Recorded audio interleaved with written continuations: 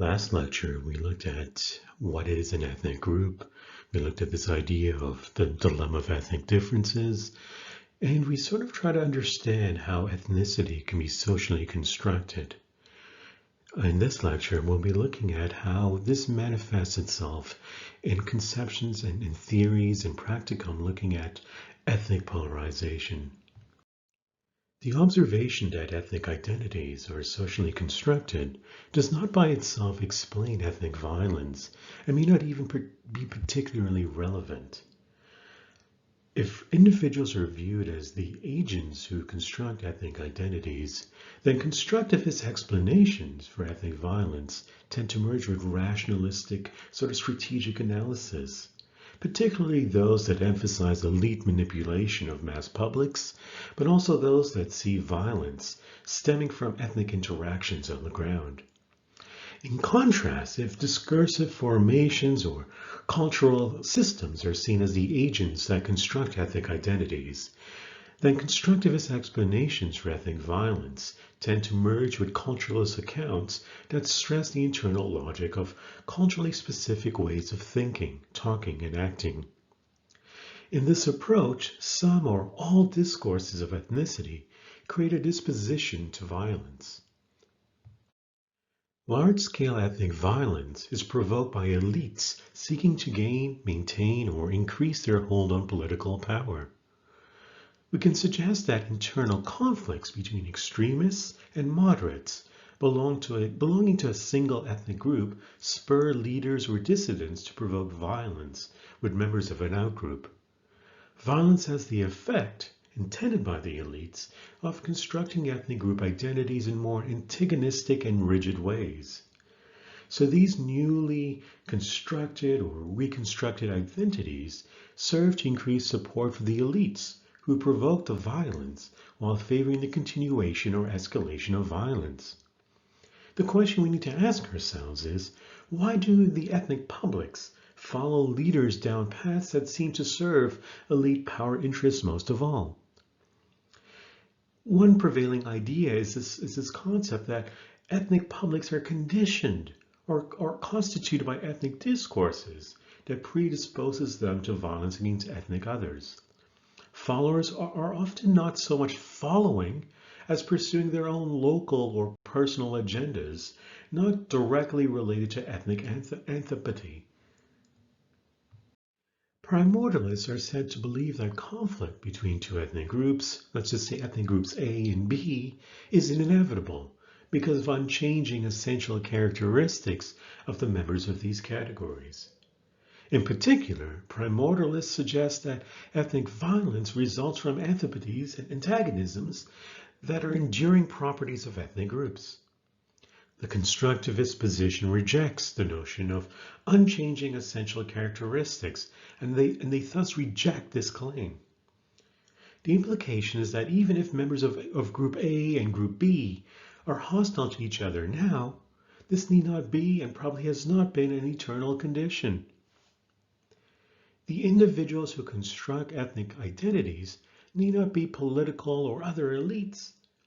A persistent intuition in constructivist writing is that social identities are produced and reproduced through the everyday action of ordinary folks, that is, on the ground. Individuals think of themselves in terms of particular sets of social categories, which leads them to act in ways that collectively confirm, reinforce, and propagate these identities. Members of marginalized categories or individual dissidents may quietly subvert or loudly contest common assumptions about particular categories. Their actions may then result in the construction of new or altered identities, which by themselves change cultural boundaries. Efforts to change boundaries may lead to violent strategies by those who have an interest in the previous accepted boundaries. Such battles have the potential for violence. For example, in Basque Country, high levels of assimilation by a regional minority into the culture of the central state, thereby expanding the boundary of the social category Spaniard to include Basque, threaten the interests of those seeking political separation. Assimilationist sort of strategies on the ground led Basque separatists to provoke the center's police into punitive actions. The separatists hoped to cause not yet assimilated Basque to revise downwards their hopes for being accepted by members of the dominant society, and thereby strengthen the argument for succession. Basque separatists pursued this violent action-reaction cycle as they described the strategy for a generation. In such cases, ethnic violence is a consequence of the ambiguity and uncertainty of the boundaries delimiting ethnic categories. It emerges from reactions by elites to efforts by ordinary people that threaten to redefine social boundaries. An actor may attempt to shift a boundary to a more inclusive or more exclusive level than the existing one. These attempts can be called strategies of boundary expansion and contraction, respectively. Expansion and contraction can be achieved in two ways.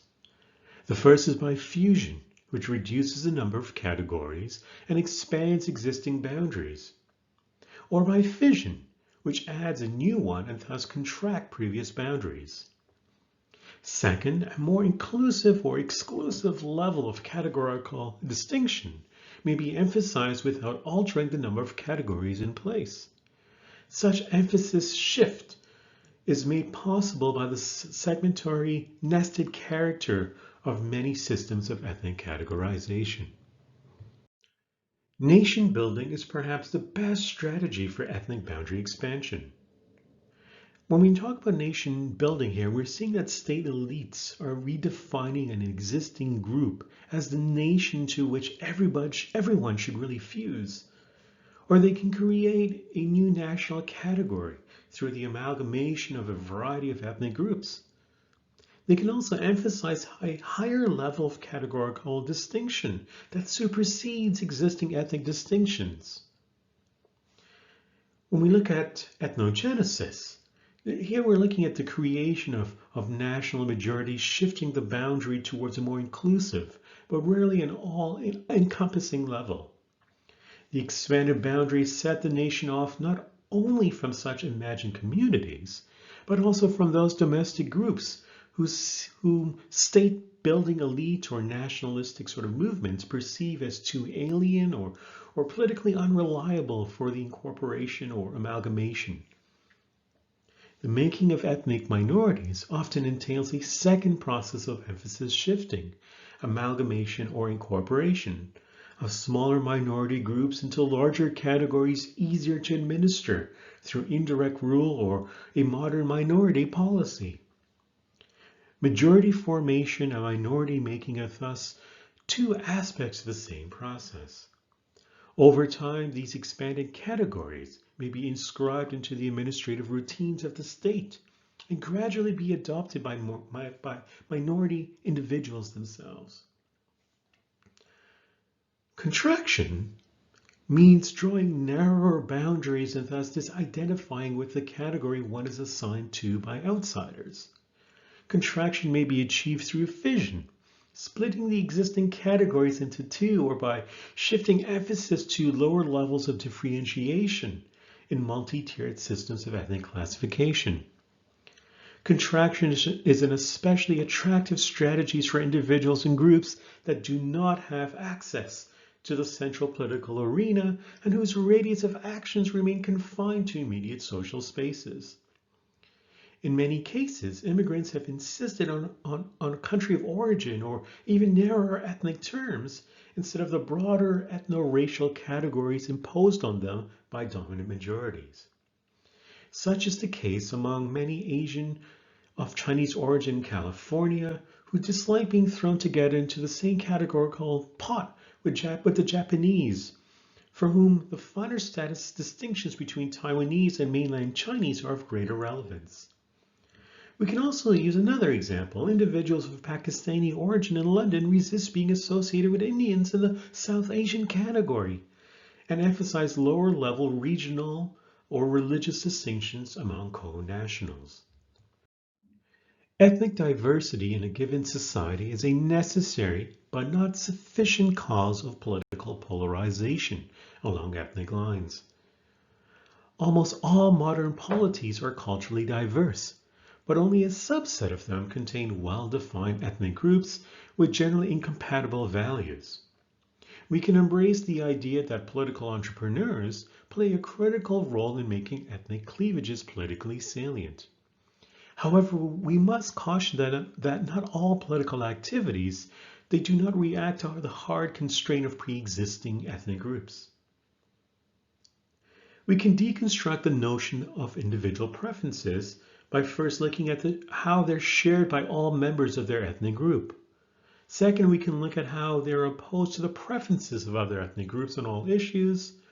A third way to look at this in deconstructing the sort of individual preferences is understanding it according to a frame of reference shared by all actors in society. This frame may be determined by primordial affiliations. Politicians seeking elections will build upon popular support by activating issues of concern to an ethnic group. Another politician will appear and champion a more extremist stance on the same issues. In doing so, the new political leader represents himself or herself as the only authentic representative of the group. The ethnic group invariably backs the new politician because group preferences are uniform and maximalist. Therefore, the successful political entrepreneur manipulates natural social cleavages and exploits, uses, and suppresses conflict. This model assumes that politicians can easily politicize ethnicity and outbid moderates by appealing to group preferences that are always somehow present in society and always at odds with each other. So how does the logic of ethnic outbidding operate? We can view individuals' political preferences as distributed along a unidimensional issue space, with members of each ethnic group clustered at opposite ends of a linear scale. In this sort of bimodal sort of distribution, one ethnic group, Group A for example, favors a set of policies and issues located on the left side of a horizontal issue dimension, while another ethnic group, Group B for example, supports an opposing set of policies located on the right side. Political parties attempt to capture their votes by formulating platforms targeted to each ethnic group. Party X, for example, courts Group A extremists, while Party Y courts Group B extremists. Along the dimension of polarized preferences, Party Z, a moderate party, wins few votes. They do so because the number of moderate votes is so low in plural societies, parties disregard them in favor of voters located at the end of issue spaces, the opposed ethnic groups. This understanding of ethnic party formation agrees with the idea that when voters are massed bimodally at the extremes, parties will remain poles apart in ideology. According to directional theory, voters respond to issues in symbolic and emotional terms. Here, voters back candidates who offer an extreme policy in the same direction as the position they themselves prefer. When the electorate has a clear directional preference, a dominant position exists at the most extreme position in the direction of that preference. Thus, politicians who press issues to their extremes are rewarded with votes. There's another move we can make here. We can assume that in plural societies, preferences are intense. Furthermore, we can suggest that the ethnic community undergoing revival has the political incentive and intense preferences, producing more potential X voters than potential Y voters. And since a primordialist considered intra-group preferences to be fixed, uniform, and intense, ethnic voters, quote unquote, naturally cluster at the extreme ends of the issue space. Therefore, when an ex-politician champions a radical stance on national issues, the ethnic community will invariably respond. The existing ethnic party must either radicalize its own platform, that is, move further to the left, or lose out altogether to the extremist politician. In this way, the contest for support occurs within the ethnic group as radical nationalist politicians outbid moderates, and politics moves closer and closer to an exclusivist sort of nationalistic situation, bifurcated along ethnic lines. The preferences of ethnic groups are unproblematically there because one ethnicity becomes politically salient. Voters view all issues through a common perceptual frame of ethnicity. The preferences of each ethnic group cohere around a set of issues that overlap and reinforce each other because in a plural society, all political alternatives are located along a single dimension of ethnicity. We can critique directional theory by suggesting ethnic group preferences do not pre-exist in an essentialist latent form that can be mobilized in support of ethno-nationalist programs. Rather, voters' preferences are constructed through multi-layered interactions among politicians' framing of issues, the competitive rhetorics of parties, and voters' pre-existing beliefs. Furthermore, although some theories of ethnic politics maintain that certain issues usually turn symbolically, automatically evoke nationalistic political preferences, even symbolic issues are subject to the negotiation, manipulation, and coalition building of normal politics. Issues commonly labeled ethnic, symbolic, or indivisible do not lead to polarized preferences any more than material or divisible ones. Thus, there's nothing inherent in particular issues that produces a typical bimodal distribution of political preferences. Viewing preferences in this fashion precludes the possibility of recognizing that even in a society where ethnicity has become a politically meaningful category, issues can be framed in such a way that they generate heterogeneous preferences within groups, common preferences across ethnic groups, and a constituency of political moderates backing certain issues. Political alternatives are rarely located along a fixed and one-dimensional issue space.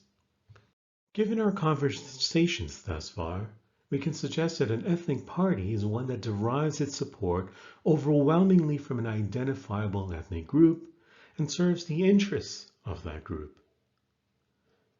There are symbolic issues that are qualitatively different from material issues as well. Symbolic claims are not readily amenable to compromise. In this, they differ from claims deriving wholly from material interests. Parties are positioned at opposite ends of an ideological spectrum, and no appeal is made by one of the parties could induce followers of the other to support it. Since ethnicity is an ascriptive quality, there is a difference of quality rather than the degree between parties. A voter can, for instance, be either Creole or Indian, Sinhalese or Tamil, and the same is true of parties. For the individual, the voting coalition reflects impenetrable ethnic boundaries. Ethnic voting means exactly this: no voting sort of transferability across ethnic lines. The model assumes that ethnic groups' political preferences are polarized at two modes along a unidimensional scale. This sort of imperviousness of ethnic groups and political coalition boundaries leads to a suspension of inter-party politics. Thus, the real battle for political support occurs within ethnic groups. Rational choice analysis of ethnic mobilization also assumes essential fixed preferences among ethnic group members. We can point to the material incentives driving the formation of political coalitions along ethnic lines. One part of this discussion maintains that shared ethnicity lowers the coordination costs of political organization. Here, the assumption is that ethnic communities in a multi-ethnic society exhibit characteristics distinct enough from each other. For example, that they speak different languages, that intra-group coordination would significantly reduce the cost of mobilization. We have to point out, however, that this mechanism fails to account for the many instances of ethnic mobilization among assimilated ethnic communities in urban settings where the cost of communication across ethnic groups approaches zero. This is especially the case throughout the former Soviet Union. Even if we accept the arguments about lower coordination costs, we still have no explanations of why ethnic group members would share common political interests in the first place. Effectively, what we're depending on is an essentialist understanding of political preferences among ethnic groups as both pre-existing and uniform. Ethnic political coalitions form to obtain economic resources for ethnic group members. Ethnicity demarcates the members of a coalition and therefore those who have a right to a portion of the available resources. Another explanation for the development of ethnic political coalitions offers a more ambiguous logic. Ethnic coalitions, for example, may arise on the basis of polarized preferences over public policy issues. Policy issues can be divided into two types: those over which people have unimodal preferences and those over which they have polarized preferences. In electoral contests over unimodal preference issues, politicians compete for the median voter because preferences are evenly distributed across an issue space and the median favors a centrist policy. In elections with polarized preferences, individuals divide into two sets on the basis of their preferences, with the sets constituting opposing ethnic coalitions. The kinds of policy issues that we're looking at when it comes to polarized preferences are usually those labeled as symbolic, such as official state religion, official state language, and a state self-definition as mononational or multinational. For these types of issues, ethnic group membership unproblematically determine uniform group preferences. Policy issues by themselves do not invariably generate polarized preferences, because voters do not automatically occupy a particular point on a fixed issue space prior to the introduction of an issue into public discourse. Rather, the dynamic interaction among voters, politicians, and issues determines political preferences, regardless of the type of policy issue concerned, especially in societies undergoing national revival, in states with highly assimilated ethnic minorities. It really does take hard work by politicians to create and maintain ethnic boundaries consistent with a one-dimensional issue space, especially in periods of rapid change when political actors are prepared to introduce new issues and reinterpret old ones. Ethnic groups' political preferences on symbolic or policy issues do not pre-exist at fixed polarized positions along a single dimension defined by ethnicity. Group preferences also do not converge automatically at the median. Individuals may possess an extremely strong ethnic identity and sense of group belonging, but this belonging does not necessarily translate into support for nationalist politics. Furthermore, even when political leaders attempt to politicize ethnicity, individuals who identify themselves as a member of a particular ethnic group do not reflexively respond to their appeal. The political salience of a cultural cleavage will depend on the size of the groups that it defines relative to the size of the arena in which political competition is taking place. If the cultural cleavage defines groups that are large enough to constitute viable coalitions in the competition for political power, then politicians will mobilize these groups, and the cleavage that divides them will become politically salient.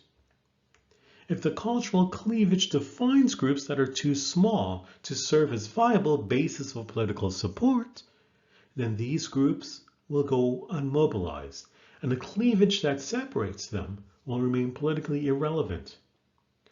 The cultural differences between the group will still exist, but there will be no political importance attached to them. The idea that political salience of cultural cleavage lies in nothing more than the sizes of the group that it defines contrasts with traditional approaches to the question of why some cleavages matter rather than others. For example, it is often assumed that what matters for the salience of a cleavage is the degree of cultural differences between the groups. So if we're looking at this logic, a cleavage between Christians and Muslims will be expected to be more salient than the ones between Anglicans and Lutherans. A slightly different approach emphasizes not the degree of difference between the groups, but the nature of the difference. By this logic, certain kinds of social cleavages, for example, those based on ethnicity, are simply assumed to have more power than others in generating salient social and political divisions. Another approach emphasizes the historical emergence of social cleavages over time and the progressive displacement of one by the next. By this logic, the salience of one cleavage over another is a function of the particular stage of historical development in which the political system happens to be located at the time. Another sort of approach emphasizes how the experience of colonialism led to the reification of some social cleavages over others. For example, we can look at investigations into the non-politicalization of religious divisions and showing how the experiences of British colonialism endowed social identities, revolving around connections with, say, one's ancestral city-state with hegemonic sort of status vis-a-vis other kinds of identities. It is a sort of marriage between the local legitimacy of the city-state elites and the power of the colonial state that makes the city-state identity category salient. In all of these various approaches, either the specific characteristics of the groups in question, the history through which they were constructed, or the kind of cleavage that divides them is central to the explanation of why the cleavage comes to matter politically. This concludes our lecture on ethnic polarization. In our next lecture, we will look at how ethnic polarization can lead to ethnic wars.